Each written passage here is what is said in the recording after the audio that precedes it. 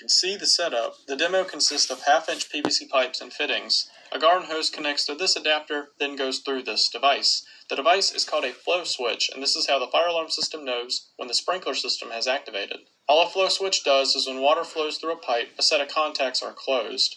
Think of it as a light switch or a pull station. The flow switch acts the same way, but only when it detects water is constantly moving through a pipe. Here's how it all works. The flow switch is installed on the pipe closest to the water main or water supply. It's then wired into the fire alarm system. From the flow switch, pipes travel to all of the fire sprinklers. When a fire occurs, a sprinkler will activate releasing water. The water in the pipes go from standing still to moving very, very quickly and out of the activated sprinkler. The flow switch notices water is now moving, and after a few seconds will activate.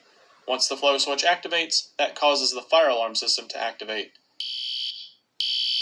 Typically, flow switches for fire sprinkler systems look like this. However, they can be pricey. I didn't really want to spend that much for my little demonstration setup, so I bought an inexpensive flow switch for some sort of pool pump system. The flow switch will behave the same way as a normal fire sprinkler flow switch. The wires then go to my room and connect to the fire alarm system. From there, the pipes run to different locations for different styles of sprinklers. The fire will be going inside here.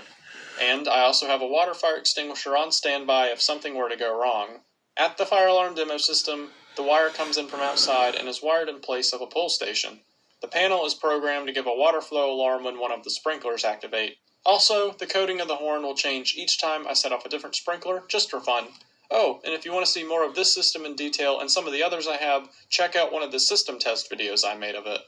Something else I wanted to do in these tests is to see which fire sprinkler activates the fastest and extinguishes the fire the fastest. With all of the explaining out of the way, let's get into the test.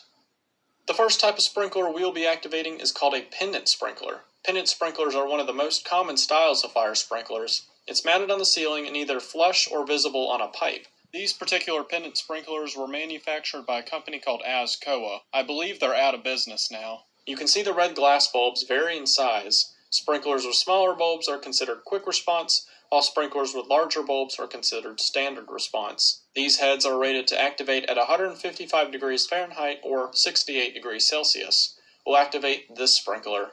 I just have this little disc on it called an escutcheon just because I think it finishes the look. With the pendant sprinkler installed, let's turn on the water and light the fire.